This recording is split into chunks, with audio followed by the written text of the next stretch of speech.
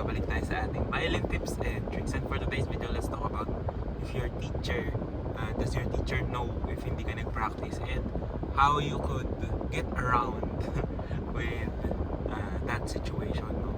Ano ba yung dapat mong gawin? Dapat ba pag hindi ka nag-practice, hindi ka na magle-lesson, or you just be honest, or whatever, kung ano man yung kailangan nyo gawin if you didn't practice, no? Yan yung pag-uusapan natin. And kung alam nga ba talaga nila or mahuli ka lang ng mga teachers natin, no? And so, when we talk about lessons kasi, usually ang iniisip ng iba, lahat doon ituturo. In lessons, of course, pag nag-uumpisa ka, pag beginner ka, bibigay muna sa'yo lahat ng kailangan mong malaman within your lessons. Now, as you progress, no? As you gain more knowledge and skills, nag-iiba na yung format ng lessons. Usually, ang nangyayari na, you present what you practice within the week, no? Kung ano yung mga assignments na binigay sa'yo.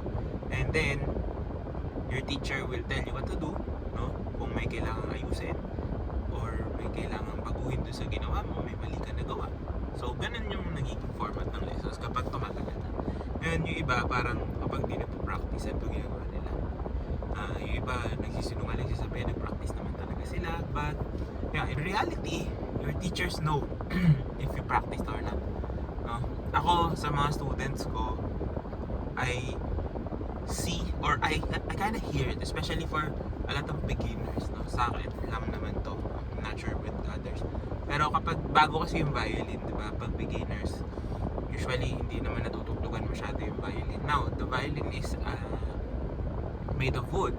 So, minsan, maririnig mo, may 1 week papasok yung student mo, muffled yung sound to instrument. Ibig sabihin, nakulob, so hindi siya nagamit, no? So, hindi siya ginagamit, hindi nakapag-practice, or mga signs na katulad ng nawawala sa tono, no? If the violin is out of tune, malamang hindi nag-practice yung student, no? So, from the teacher's side, alam yun ng mga teachers nyo kung nag-practice kayo or hindi. Hawak pa lang ng instrument nyo. So, kapag nagkatono ako, usually chine-check ko, parang maganda yung tunog na instrument ng student ka today. So, malamang nag-practice yun kasi, di ba, we have this breaking in of the instrument. Lalo pag mga beginners, no? So, yun, madaling ma-spot, no? And of course, sometimes yung pagpasok mo pa lang ng room, no? Ng studio, ng teachers mo, alam na nila yun. The way your body moves, no? Your body language, alam na agad ng teacher mo yun. And then, of course, syempre, they take notes of what you did before the previous week, di ba? And then, kung pare-parehas pa din yung mali na ginagawa mo or nagagawa mo within your lesson, syempre, maintindihan na yun na hindi ka talaga nag-practice. Okay? Ngayon, let's go to the student side, no? Ano ba dapat mong gawin kapag hindi ka nakapag-practice? Okay? So ako, personally, no, may times talaga, kahit naman sino siguro, may mga times talaga na life gets in the way, no? Kahit na full-time musician ka, or na hindi mo napapractice yung dapat mong practicein, or may iba kang ginawa, or may iba kang pinractice, no? May mga ganun din may mga ganung situations. But what I always advise, no, people is that nag-practice ka o hindi, as much as possible, show up to your lessons. Okay? Don't think na hindi ako nakapag-practice ngayon, punta lang ako mag-lesson, sayang lang yung oras ng teacher ko. Yes, may point yun, or sayang lang yung binabayad ko sa kanya. May point din naman yun, pero it's the time na mawawalan ka. Ikaw yung mawawalan kapag hindi ka sumipot sa mga lessons, kapag hindi ka nagpa-lesson during your specified lesson time, no? Kahit na sabihin mo kasi, ako kasi, I believe na, especially if you are more advanced, no? Na kahit hindi ka nakapag-practice, meron ka pa rin mapupulot within your session with your teacher, na baka kaya hindi ka rin nakapag-practice is because you find it a passage fairly difficult, hindi mo talaga magawa. O baka may iba pang roots to that problem, no? May iba pang solutions to the problems that you're facing, di ba? Na hindi pa naituro ng teacher mo kasi hindi niya pa natatry yung ganong approach. So, baka kahit hindi ka nakapag-practice, pagdating mo doon, may matututunan ka pa rin, di ba? So, always show up, no? Yung pagpunta mo na lang doon, sigurado ako may matututunan ka. na you didn't know before, no? Especially kung nagsisimula ka pa lang.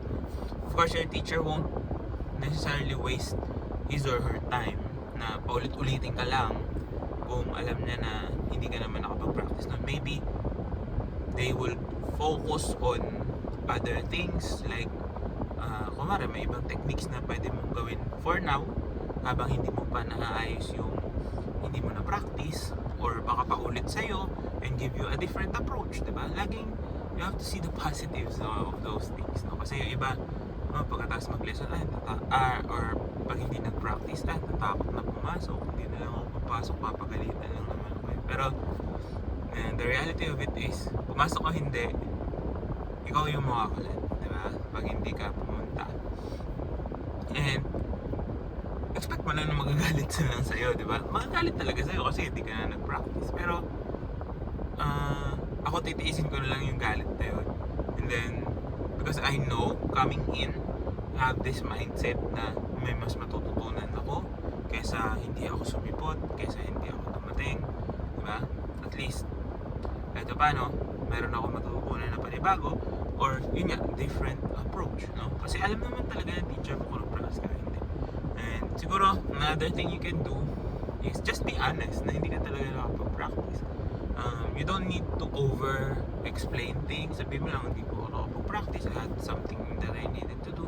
Pero babawi ka or something like that, no? Kahit di mo na sabihin na babawi ka, but just present kung ano yung meron ka, kasi lagi ka namang meron eh.